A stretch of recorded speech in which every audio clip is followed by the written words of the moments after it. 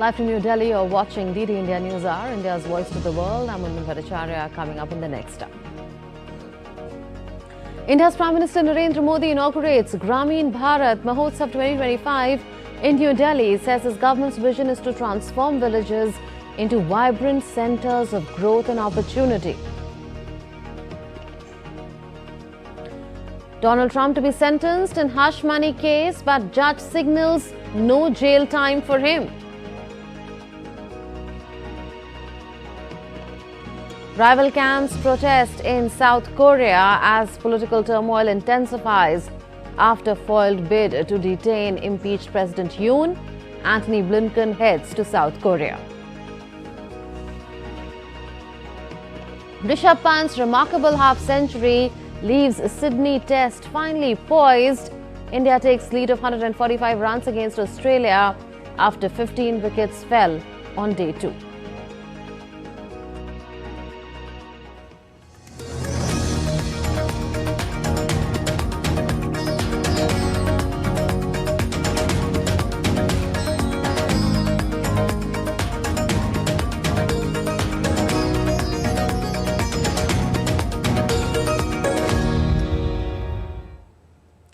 The spirit of rural India has always been the backbone of the nation, and today it took centre stage as Prime Minister Narendra Modi inaugurated the Gramin Bharat Mahotsav 2025 at Bharat Mandapam in New Delhi.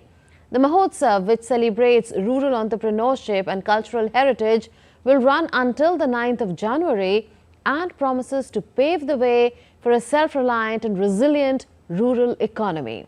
Our correspondent Debyendu Mondal brings us key highlights from the event.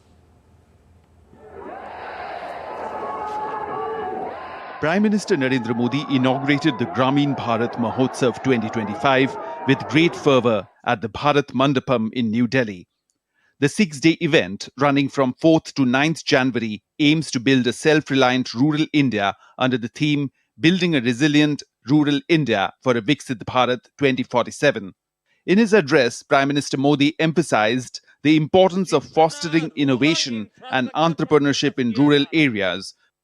पिछले 10 वर्षों में MSME को भी बढ़ावा देने वाली कई नीतियां लागू की गई हैं। उन्हें क्रेडिट लिंक गारंटी स्कीम का लाभ दिया गया है। इसका फायदा 1 करोड़ से ज्यादा ग्रामीण एमएसएमईज को भी मिला है। आज गांव के युवाओं को मुद्रा योजना, startup India, stand up India जैसी योजनाओं से ज्यादा मदद मिल रही है। The Mahotsav will facilitate a platform for discussions, workshops and masterclasses aimed at strengthening rural infrastructure and encouraging innovation. It aims to bring together government officials, rural entrepreneurs, artisans and thought leaders to create a roadmap for rural transformation. A significant focus is also on financial inclusion and empowering rural women through entrepreneurship. ग्रामीण अर्थव्यवस्था की मजबूती के लिए बहुत आवश्यक है कि गांव में हर वर्ग को ध्यान में रखते हुए आर्थिक नीतियां बने। मुझे खुशी है कि पिछले 10 साल में हमारी सरकार ने गांव के हर वर्ग के लिए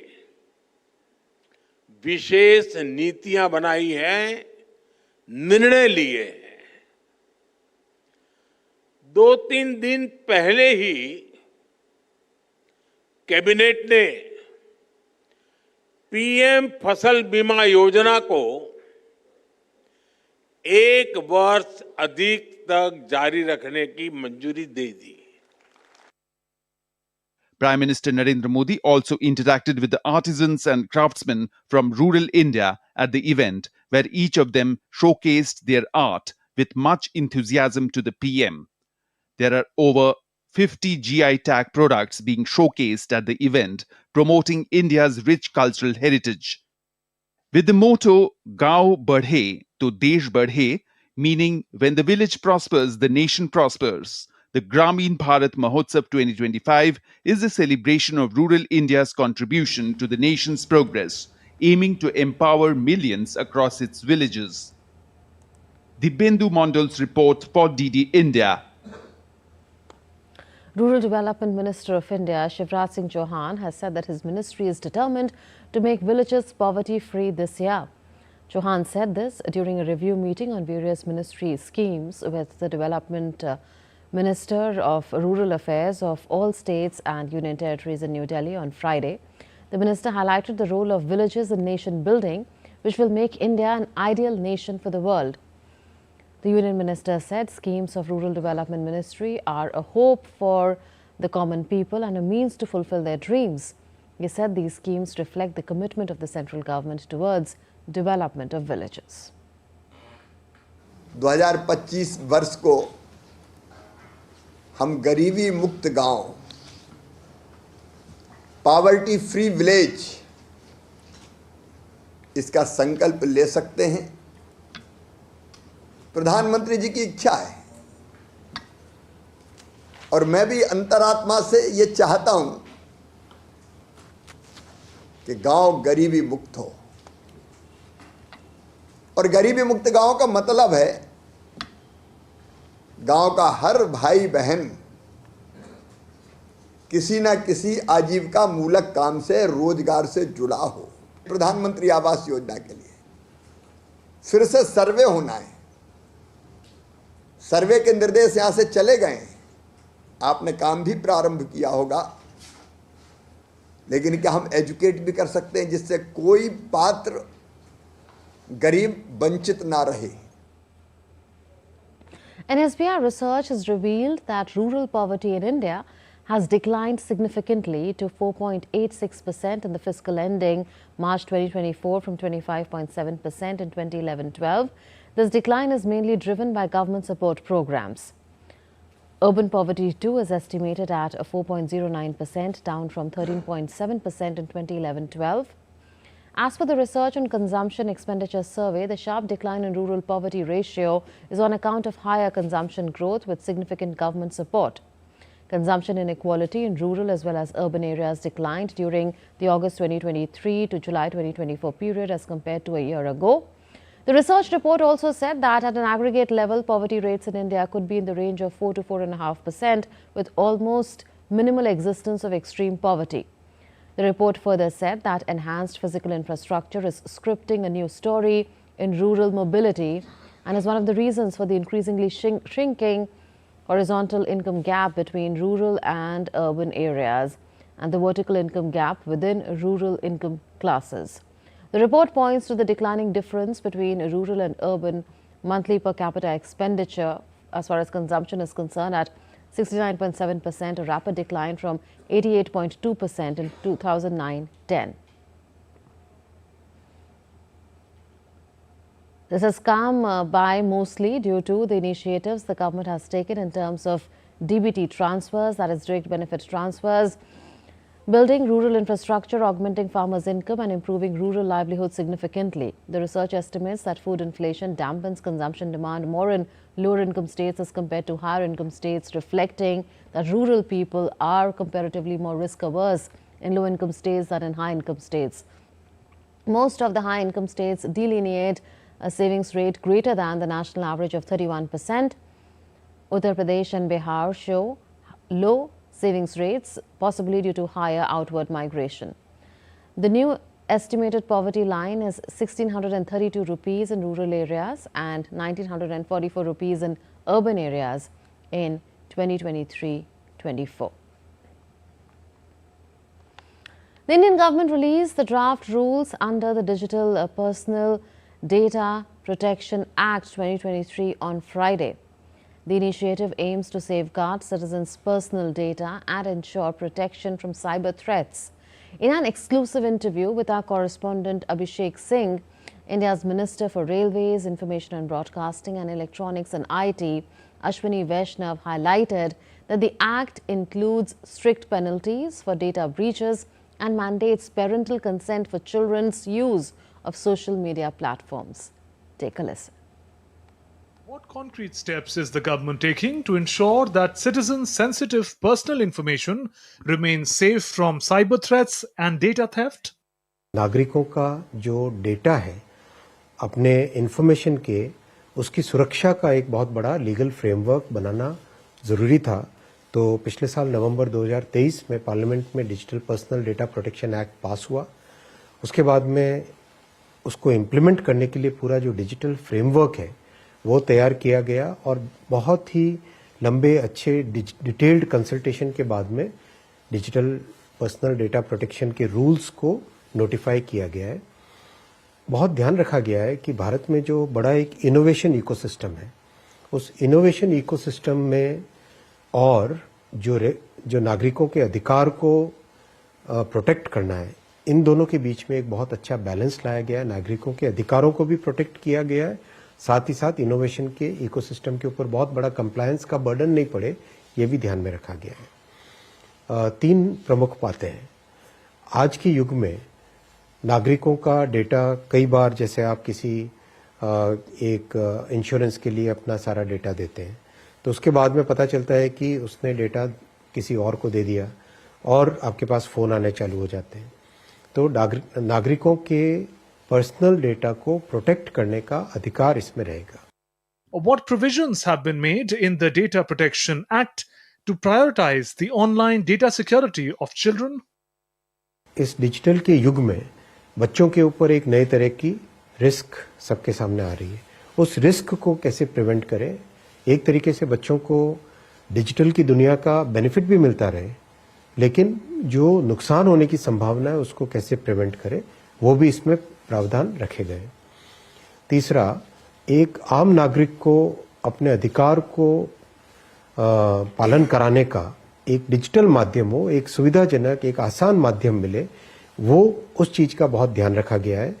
कंप्लीट इस एक्ट का इम्प्लीमेंटेशन डिजिटल माध्यम से होगा। साथ ही साथ इस कानून में भारत की जो क्षेत्रीय भाषाएं हैं, हमारे संविधान के 8वें शेड्यूल में जो लैंग्वेजेस हैं, उन सब लैंग्वेजेस में हर एक नोटिस, हर एक अग्रीमेंट, हर एक कंसेंट, वो सब इसमें हो, जिससे कि भारत की भाषाओं को एक प्राधान्य मिले, एक इम्पोर्टेंस मिले, वो भी इसमें प्रावधान रखा गया है। कानून, माननीय प्रधानमंत्री जी ने हमेशा कहा कि कानून इतना सरल बनना चाहिए जिससे कि साधारण नागरिक भी उसको समझ पाए। तो इस कानून की भाषा एकदम सरल रखी गई है, इम्प्लीमेंटेशन डिजिटल रखा गया है और रूल्स में प्रावधान इस तरह से रखे हैं जो कि एकदम प्रैक्टिकल हो। तो अगर आप कहें, ये बहुत ही प्रैग्मेटिक और बैलेंस्ड रूल्स और प्रैग्मेटिक और बैलेंस्ड कानून बना है। Prime Minister Narendra Modi will inaugurate and lay the foundation for development projects worth over $147 million in Delhi on Sunday. He will also ride the Namo Bharat train from Sahibabad RRTS station to New Ashoknagar. Among the key projects, he will inaugurate the 13 kilometers Delhi-Ghaziabad Meerut Namo Bharat corridor with approximately $55.42 million, which will enhance regional connectivity between Delhi and Meerut.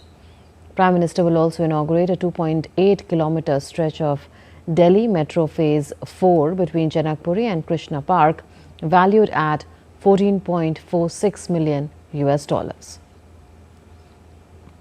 Additionally, the Prime Minister will also lay the foundation stone for the 26.5 kilometers Rithala Kundli section of Delhi Metro Phase 4 worth $74.98 million, improving connectivity in Delhi and Haryana. Furthermore, he will lay the foundation for a new state-of-the-art building for the Central Ayurveda Research Institute in Rohini, costing $2.23 million.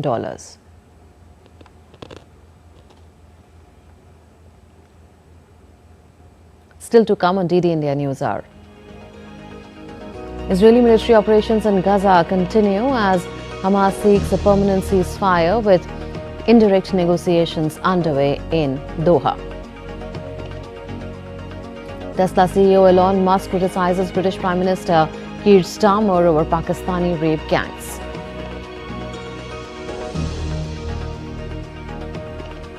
And Myanmar's junta frees 5,864 prisoners on its Independence Day.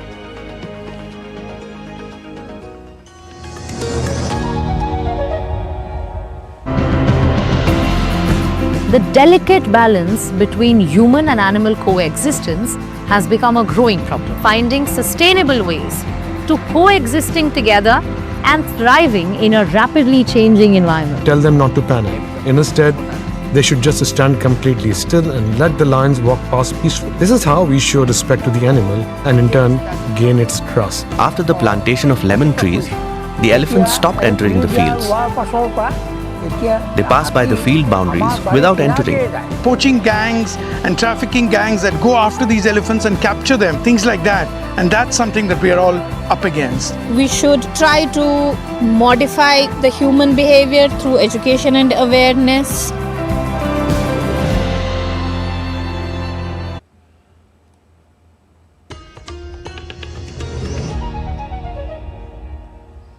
Welcome back. You're watching DD India NewsHour with me, Munman Parasharya. As 2025 begins, tensions between India and China have escalated once again. China's announcement to establish 2 new counties in Bhutan prefecture, which overlap with India's Ladakh region, has sparked a fresh dispute. India has lodged a strong protest reaffirming that it does not accept China's illegal occupation of its territory. In addition, India has voiced concerns over China's plans to build a dam on the Brahmaputra River. Our next report has more.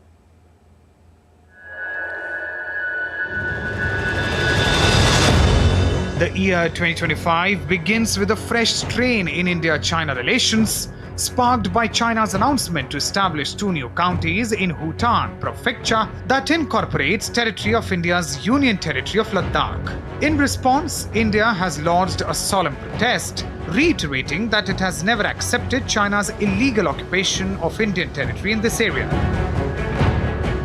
We have seen the announcement pertaining to the establishment of 2 new counties in Bhutan prefecture of China.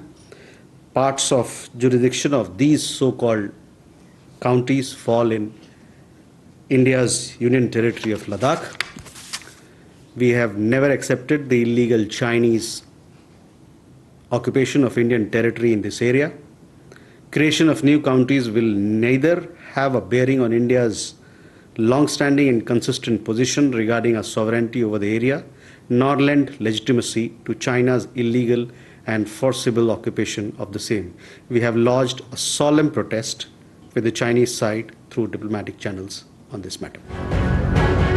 In addition to this sovereignty dispute, India on Friday firmly asserted its position on China's plans to build a dam on the Brahmaputra River. There are growing concerns that this dam could severely impact the ecological balance in India's northeastern states, particularly Arunachal Pradesh and Assam, through which the Brahmaputra flows. We have seen the information released by Xinhua on 25th December 2024 regarding a hydropower project on the Yarlung-Tsangpo River in the Tibet Autonomous Region of China. As a lower riparian state with established user rights to the waters of the river, we have consistently expressed through expert level as well as diplomatic channels our views and concerns to the Chinese side over mega projects on rivers in their territory. These have been reiterated along with the need for transparency and consultation with downstream countries following the latest report. The Chinese side has been urged to ensure that the interests of downstream states of the Brahmaputra are not harmed by activities in upstream areas. We will continue to monitor and take necessary measures to protect our interests. This latest development follows a period of relative calm as India and China had recently de-escalated and resumed patrolling in the strategically sensitive regions of Depsang and Demchok in Ladakh. In October last year, during a meeting on the sidelines of the BRICS summit in Russia, India's Prime Minister Narendra Modi and Chinese President Xi Jinping agreed to revitalize various bilateral dialogue mechanisms, signaling a potential shift towards normalizing relations. But with these ongoing challenges, how things will unfold remains uncertain. Bureau Report, DD India. Tensions are escalating in South Korea as tens of thousands of people gathered in capital Seoul to rally for or against President Yoon Suk-yeol. On Saturday, investigators again asked the country's acting president to comply with an arrest warrant. Amid turmoil, US Secretary of State Antony Blinken will visit Seoul for talks next week. For last 1 week, impeached President Yoon Suk Yeol has been evading arrest after he declared martial law for a brief time. South Korean investigators again urged the country's acting president to order the Presidential Security Service to comply with an arrest warrant for Yoon. Corruption investigating officials said, and I quote, "It was virtually impossible to execute the arrest warrant due to the ongoing standoff." Meanwhile, die-hard supporters and opponents of impeached President Yeol rallied near the presidential residence. What kind of situation is this country suffering right now? 8 years ago, they unjustly removed President Park Geun-hye, and now they are trying to remove President Yoon as well, based on absurd charges. There is no issue if the emergency martial law was declared by the head of state. A month-long political meltdown has not only thrown Korean politics into turmoil, but surfaced the country's deep political polarization by dueling protest movements. Amid political turmoil, US Secretary of State Antony Blinken is scheduled to visit South Korea next week. This will likely be Blinken's last international trip before Trump's return as the US president. During the visit, Blinken will meet and discuss Indo-Pacific region with senior officials. Now take a look at what could happen next. The Corruption Investigation Office may attempt to execute the arrest warrant for Yoon again before the January 6 deadline. If Yoon is arrested before that date, the CIO will have 48 hours to either request a new warrant for his formal arrest or release him. But Yoon's lawyers have repeatedly said that the warrant issued by the court is unlawful and illegal. South Korea's constitutional court has up to 180 days to determine whether to dismiss Yoon as president or restore his powers. Bureau Report, DD India.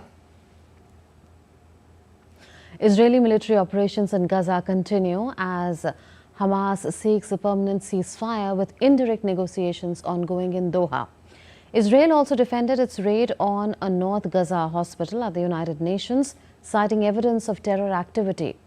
Meanwhile, the US is set to approve an $8 billion arms deal with Israel, highlighting its ongoing support amid the conflict.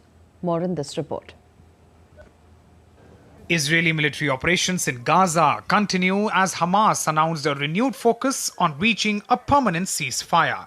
The new round of indirect negotiations, which resumed in Doha on Friday, aims to finalize the deal. However, despite year-long talks, a ceasefire between Hamas and Israel remains elusive. On Thursday, Israeli Prime Minister Benjamin Netanyahu authorized a delegation to continue the talks, though he ruled out a permanent end to the war. Israel had defended its raid on Kamal Adwan Hospital in northern Gaza, claiming it had irrefutable evidence that Hamas and Palestinian Islamic Jihad militants were operating there. However, United Nations Human Rights Chief Volker Turk criticized Israel's justification as unsubstantiated and vague. The hospital, which has been at the center of the controversy, denied these allegations. In most instances, Israel alleges that the hospitals were being improperly used for military purposes by Palestinian armed groups. I've in fact just received a letter from the Israeli ambassador asserting that Kamal Adwan Hospital was militarized by Hamas and that Israeli forces took extraordinary measures to protect civilian life while acting on credible intelligence. Yet, Israel has not provided sufficient information to substantiate many of these claims, which are often vague and broad. As the search continues for those responsible for the October 7, 2023 terror attacks, the Israeli army maintains its operations in Gaza's hospitals and refugee centers, which it believes are hiding places for gunmen. Meanwhile, the Biden administration has notified Congress of a proposed $8 billion arms deal with Israel, including fighter jet ammunitions, artillery shells, and air defense systems. While some supplies can come from US stockpiles, most will take over a year to be delivered. Meanwhile, heavy rains in Gaza have worsened the misery of displaced people, flooding and damaging their makeshift tents amid the ongoing conflict.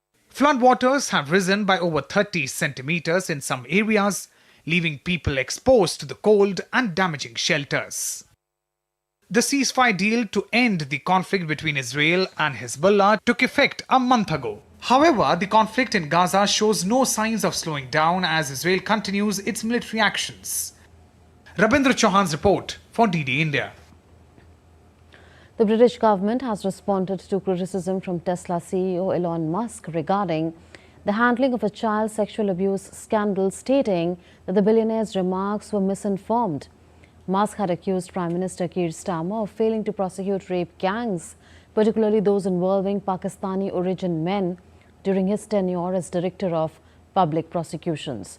He also suggested that Jess Phillips, the Minister for Violence Prevention, should be jailed for opposing a public inquiry into sexual exploitation of children in Oldham.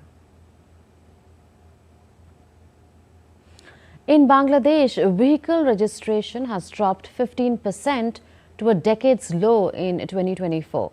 Registration of almost all types of vehicles, including private cars, buses, trucks, motorcycles and pickup vans, has declined for the second straight year in 2024. According to Bangladesh's Road Transport Authority data, 3.08 lakh vehicles were registered in 2024, 14.69% fewer than in 2023 when 3.61 lakh vehicles were registered. The decline in motorcycle registrations contributed significantly to the overall drop, and that shows the struggles of the inflation-hit middle class.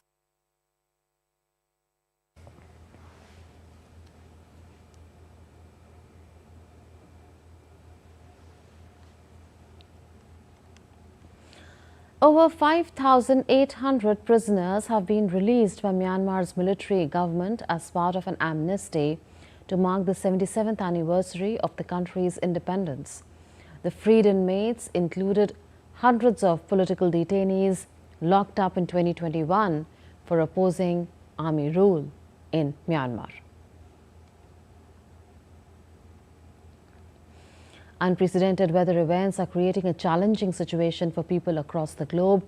From India to the United States, from United Kingdom to Kazakhstan, all are reeling under extreme cold weather, and Maldives is facing a flood-like situation. These severe weather patterns across different continents underscore the global scale of climate-related challenges impacting millions of individuals worldwide. DD India's Rahul Upadhyay brings us this report. North India, including New Delhi, is under a thick blanket of fog and severe cold wave. Visibility reduced to zero in national capital Delhi, and this affected traffic. Due to low visibility, trains also reported running late. Kashmir Valley is also reeling under intense cold wave conditions, with night temperatures continuously going to sub-zero levels. The Met Office has predicted a spell of snowfall from Saturday afternoon. For the higher reaches of Kashmir, a red alert has been sounded from Saturday evening to January 6th. Winter storm was seen across parts of the United States and Canada. The National Oceanic and Atmospheric Administration issued an alert on Friday warning a major winter storm that will bring snow and ice from the Central Plains to the mid-Atlantic until Monday. The US weather company AccuWeather has predicted that some 250 million people will feel frigid air across 40 states in the next week, and there is a risk of widespread power outages and increased natural gas demand due to cold weather. A cold Arctic blast has swept into the UK, bringing widespread frost and more snow to parts of Scotland.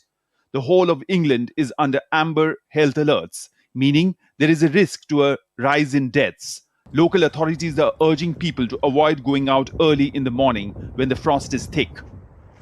In Kazakhstan, a severe snowstorm and poor visibility caused a pileup of at least 30 vehicles on a highway linking capital Astana with the city of Chuchukinsk.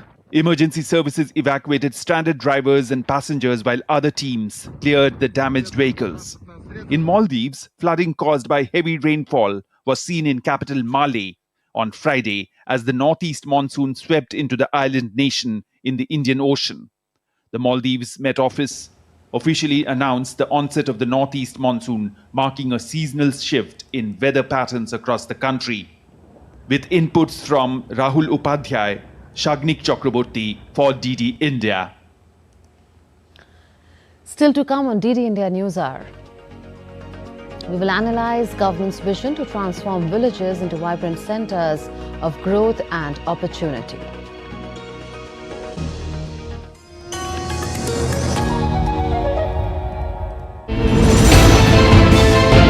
Geopolitics and trade deals. Economic challenges amid development. Hard work and the path to prosperity. It's the economy, always. Between walkers, money is what money does and says. Supply creates its own demand. Between the bulls pulls and bears tears. When supply chains globalization and India rises to the podium. We'll get you centered with the economic brief at 8 p.m. every Thursday on DD India.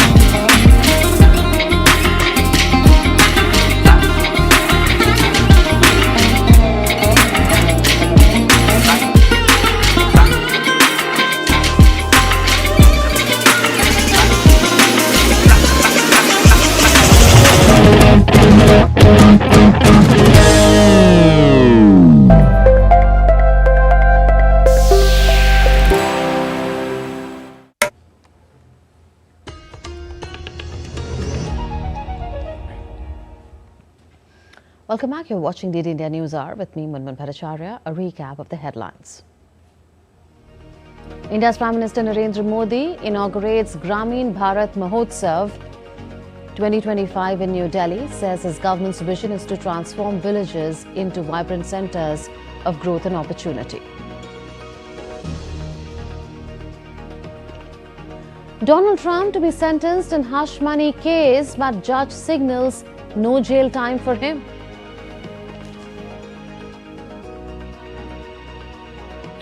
Rival camps protest in South Korea as political turmoil intensifies after foiled bid to detain impeached President Yoon. Antony Blinken heads to South Korea.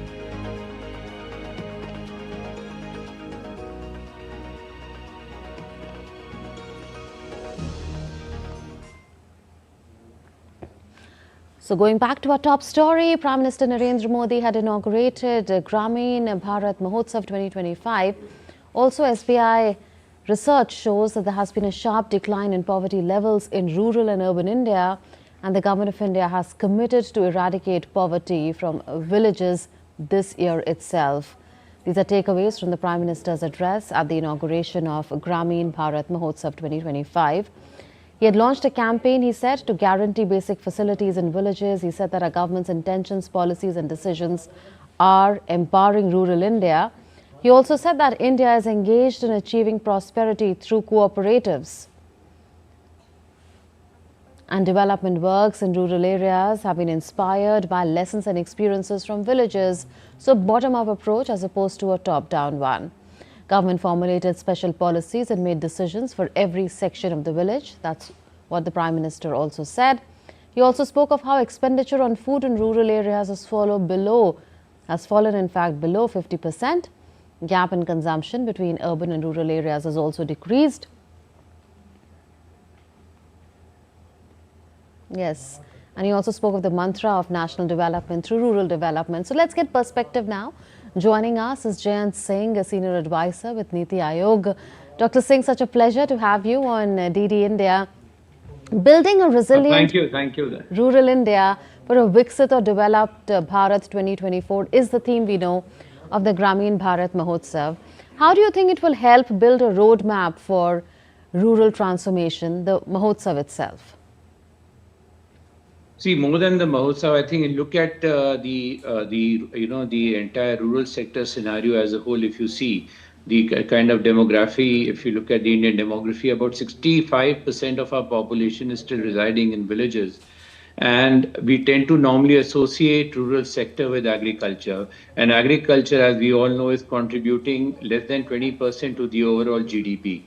So this is definitely a challenge that how do you provide sustainable livelihood to that substantial population which is not able to derive any substantial value addition from agriculture. At the same time, leverage the demographic dividend. Today, our median age is about 29 to 30 years. And if you look at 2030, 2035, it's going to be in the early 30s. So how do we leverage that? So we have to start looking beyond agriculture and leverage especially the MSME and the services sector.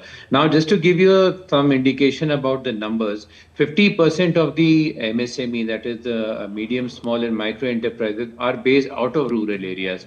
So if we really want to address the problem of rural development, we have to target the rural population through providing them sustainable quality livelihood which can boost consumption.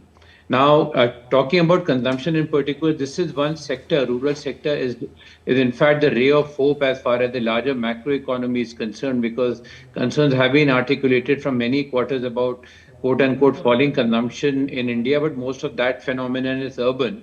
And it is the rural sector that has been the driver thus far. Not only during COVID, but post-COVID, it is the rural demand that has really spurred. And that is quite evident from the kind of, the orientation of the FMCG sector, the white goods sector, and even the automobile sector in the rural areas. So for Vikasit Bharat, the number one mantra has to be looking at the rural non-farm sector, providing employment, providing entrepreneurship, and that can happen only if the state intervenes big time as an enabler. Now, how does the state come in? State comes in by means of not only providing the social security net, which this government has done an outstanding job over the last 10 odd years, but also by improving the infrastructure. So if you look at the numbers, be it the Pradhan Mantri Gramin Sadak Yojana, the Pradhan Mantri Awas Yojana, these two, developments have been the game changers as far as the sector is concerned. And if we connect, take that further and see the kind of electrification, rural electrification that has happened, and now with the PM Pradhan Mantri Surya Ghar Yojana, we are actually looking at some sort of a paradigm shift as far as rural development is concerned. And a lot of focus is not on the doles and the handouts. I mean, you do these safety net; they are very, very important, especially when you're tackling the bottom of the pyramid. But it is about Swavalamban. It is about enabling people to create empowerment, livelihood for themselves. So the role of self-help group becomes very, very critical for that. Giving them access to credit is important, very, very important. So we have now, the last figures I had was about 90.8 lakh self-help groups in the country. And 9.6 lakh, crore bank linkages. The Lakpati Didi's PM keeps talking about it. Now, this is the kind of small, the quote-unquote revolution happening at the bottom of the pyramid. Also, Mr. Singh, if we come to some of the findings of an SBI's research report, then we see that rural and urban poverty levels have declined in India, and rural poverty in India has decreased from, say, 26% in 2012 to less than 5% in 2024. 25 crore people were lifted out of multidimensional poverty in the past 10 years, particularly in rural India. So do you think that these measures that you had mentioned are the X factor that have really tilted the scales, so to say? Multidimensional poverty, in fact, is there are debates going on about it, and primarily in the academic sector. But the fact is, it is a very, very wholesome way of assessing the overall quality of life and livelihood of a population, and the way we have achieved this transition. Extricating millions and millions out of the multidimensional poverty, especially in what we pejoratively term as Bimaro state, has been nothing short of remarkable. And this has been, it's been a three-pronged approach. Of course, the social security net on the one hand, infrastructure on the other, and enabling the population through credit, number one, and also skill development. Two major initiatives that have happened, that have been undertaken by the states and the center are the National Rural Livelihood Mission and a part of that the RSETI, the Rural Self-Employment and Training Institutes. Now, these are a relatively recent initiative, but the results have been outstanding, both in terms of skilling, both in terms of training. And so rather than having hordes of migrants from rural areas getting into low-end construction work in urban area, which has been, a perennial problem in the urban area. Now we are seeing more and more trained and skilled people coming out. That is one.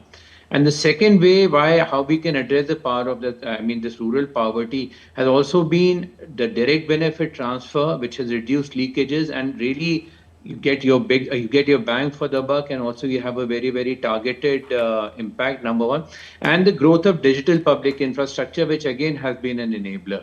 So it's a virtuous cycle that has been set into motion by the infrastructural credit and the the improvements in public service delivery, where all the leakages have been contained very, very substantially. But still there is a lot of work to do, because the numbers are pretty daunting. I mean, if you look at the per capita income, we still have a long way to go. But the future actually looks quite bright, with more and more FPOs coming in, market linkages coming in. The thing, there is an innate dynamism in Indian society. If you look at Indians abroad, you could see Indians everywhere. We have the ability to create wealth. The state's role is that of an enabler. It has to be a facilitator and intervene only where in a very targeted manner. So that has been the vision of the Honorable Prime Minister when he talks about maximum governance and minimum government. This is what we are actually looking at, where drone Didi, Lakpati, these are the kind of intervention which have a societal impact. And then, of course, there are two other critical dimensions. One is education, one is health. So the investments in public health, I think that they take almost a generation to really make their impact. It takes a generation to see that impact. So maybe 5 to 10 years from now, when you have the health indices, all these things improving, there would be a quantum leap in all the development indicators. We'll leave it at that. Dr. Singh, thank you so much for putting into perspective for us the contribution of rural India to India's national development and how it is expected to contribute to India becoming a developed nation by 2047. It was a pleasure to have you on the show. India's Minister of New and Renewable Energy, Prasar Joshi, visited the Omkareshwar floating solar park in Khandwa district of Madhya Pradesh. It is recognized as the largest floating solar park in India, and 600 megawatt capacity project marks a significant step forward in India's renewable energy journey. On the social media platform X, Minister Prasar Joshi thanked Prime Minister Narendra Modi for their unwavering support in driving India's renewable future forward. Let's now take a look at some other stories making news. Indian Railways successfully conducted a successful trial run of the train service on the Katra-Banihal section of the Udhampur-Srinagar-Baramulla Rail Link project ahead of the Commissioner of Railway Safety inspection. The final CRS inspection is expected to take place on the 7th and the 8th of January of 2025, after which regular train services will be operational.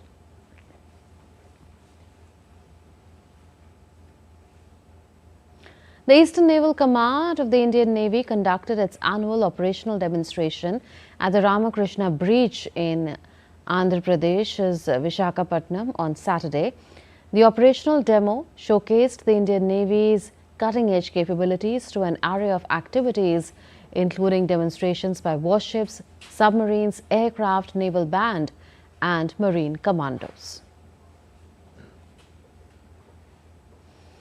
Panchayati Niranjani Akhada arrived in Uttar Pradesh's Prayagraj on Saturday for the Mahakumbh Mela 2025. The procession featured seers on chariots, smeared in ashes and wearing garlands. Prayagraj will host Mahakumbh Mela 2025 from the 13th of January to the 26th of February this year.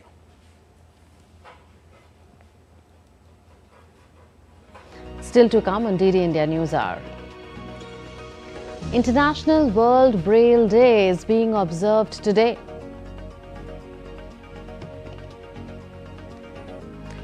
Ahmedabad International Flower Show 2025 showcases a harmonious fusion of Indian culture and natural beauty.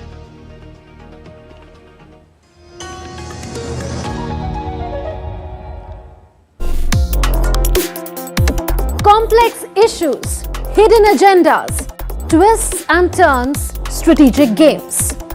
We think all dots are linked. We just need to connect them. Join me every week as I connect the dots to unravel hidden designs in statecraft, mysteries, and decode issues that matter to you. Watch Connecting the Dots with me at these times on DD India.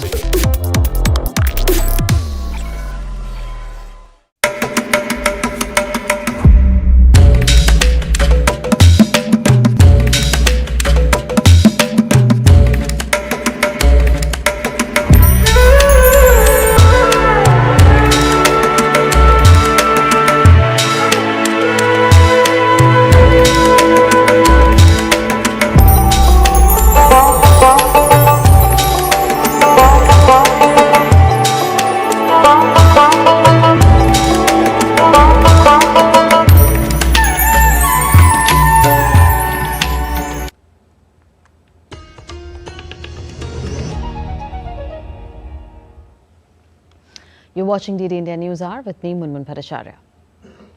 The Ahmedabad International Flower Show 2025 has begun at the UNESCO World Heritage City of Ahmedabad in the state of Gujarat. This world-class flower show showcases a harmonious fusion of Indian culture with natural beauty. Here's more. People in large numbers are visiting the International Flower Show in Ahmedabad. Started in 2013 by Prime Minister Narendra Modi, who was then the Chief Minister of Gujarat, this show has seen great popularity over the years. Organized at the Sabarmati riverfront, this show is an annual celebration of colors, offering a blend of visual splendor and exquisite flower displays. This show also gives out the message of sustainability. Every year I visit, but this time I've heard it's really going to be something very extraordinary, and they have been planning since before Diwali. So I am expecting a lot, and I think it's going to be very nice. Today is just the second day. You get to see so many varieties of beautiful flowers meant just for the winter season, and we are expecting a spectacular show. It's a very beautiful experience and a glorious arrangement here. This is our first time at the Ahmedabad Flower Show, and it's been a wonderful experience. The scale of the event, the kind of flowers that they have put in, the kind of sculptures they have built, it just shows that they have put in a lot of efforts. In 2024, the flower show attracted nearly 20 lakh visitors and also earned a Guinness World Record for its 400-meter-long flower wall. The show has been divided into 6 zones, featuring over 10 lakh flowers, more than 50 species, and over 30 sculptures. Symbolic statues showcasing India's economic progress, 23 years of governance, inclusiveness and sustainability, unity and diversity, hosting the Olympics 2036, Vasudhaiv Kutumbakam, and many more installations depicting India's culture and development have been put up at the show.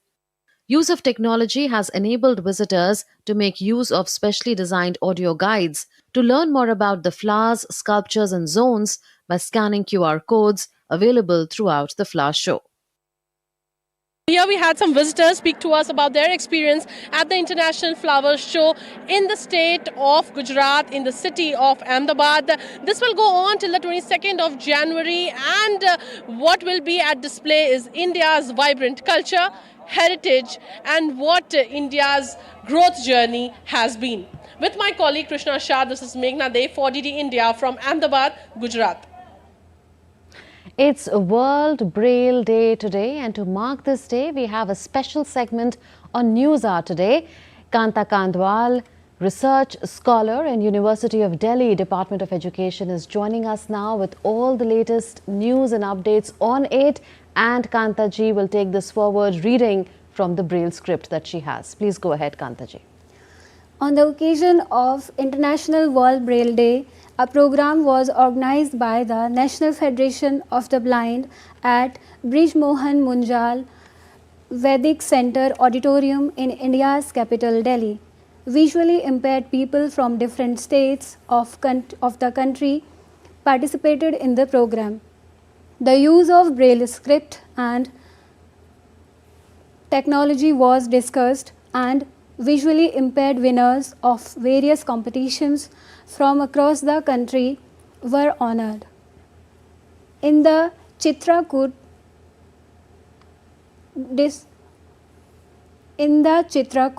district of India's Uttar Pradesh state, a blind institution, Drishti honored the visually impaired role models with a cultural program to mark the occasion of 216th birthday of Louis Braille, the inventor of Braille script.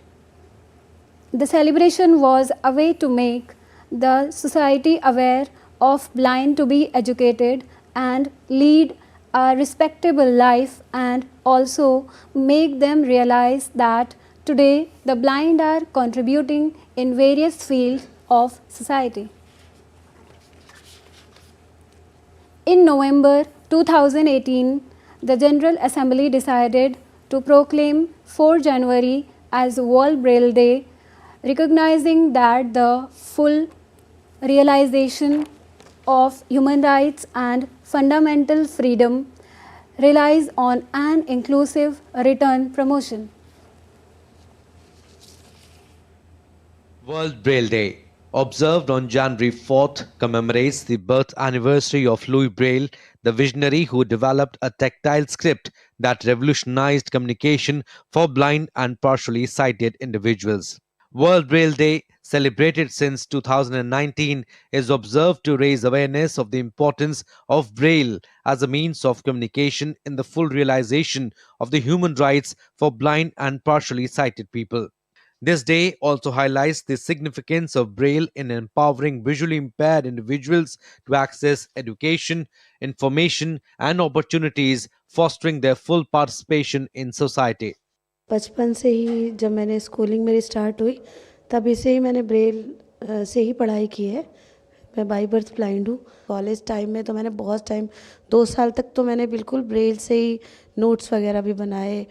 Government of India has undertaken a comprehensive array of initiatives to empower visually impaired individuals, emphasizing their rights, education, employment, and overall well-being. The National Institute for the Empowerment of Persons with Visual Impairment is working in the field of visual disability for the education, training, rehabilitation, and empowerment of persons with visual impairment since 1943. The Model School for the Visually Handicapped is imparting education to children with visual impairment from the Balvatika to senior secondary level, representing a broad spectrum of society. National Institute for the Empowerment of Persons with Visual Impairment has put in place an impressive infrastructure for printing Braille textbooks and magazines. With the combined efforts of various Braille presses, the Braille literature is being published in 14 languages. These initiatives reflect that India is making strides towards ensuring that visually impaired individuals can live with dignity, independence, and equality. World Braille Day is a reminder of the collective responsibility to create an inclusive society where visually impaired individuals can thrive. Bureau Report, DD India. Thank you very much, Gungunji, Munmunji, to giving me this great opportunity. Nice to be here. Thank you so much. A pleasure to have you, Kantaji. So that was Kantaji, who was reading off the Braille script on World Braille Day. Truly an inspiration for all the visually impaired across the world. Moving on now, the Indian Space Research Organization, or ISRO, on Saturday released a video on social media site X showing SpaceX Chaser capturing an in-orbit space. SpaceX's Chaser satellite captured its first video of Earth from space. The video was captured on the 2nd of January by a video monitor camera on board SpaceX. The SpaceX was launched by ISRO on the 30th of December last year, marking another milestone in India's space journey. The SpaceX mission consists of 2 small spacecraft. One is SDX-01, the Chaser, and the other is SDX-02, the Target. You're watching DD India NewsHour. Time now for all the sports action. Rishabh Pant slammed the second fastest Indian Test half-century on Saturday to give India a 145-run lead on day 2 of the 5th Test against Australia. India ended the day with 141 runs for the loss of 6 wickets. Ravindra Jadeja and Washington Sundar will resume the batting on day 3. Rishabh Pant reached 50 after just 29 deliveries before being dismissed for 61 by Pat Cummins. Earlier, India bowled out Australia for 181 in their first innings in skipper Bumrah's absence. Prasidh Krishna and Mohammad Siraj picked 3 wickets each, while Nitish Kumar Reddy claimed 2. Australia lead the series 2-1 and India need a win in Sydney to retain the Border Gavaskar Trophy. That's it in this edition of DD India NewsHour, but do share your thoughts with us on the news of the day. For those on the go, you can get all the latest news and updates from India and across the world on the DD India mobile app. This app is available on both Android and iOS platforms. You can scan the QR code on the screen to download now.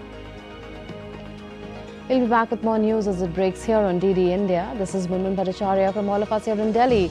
Thanks for watching DD India NewsHour. Namaskar.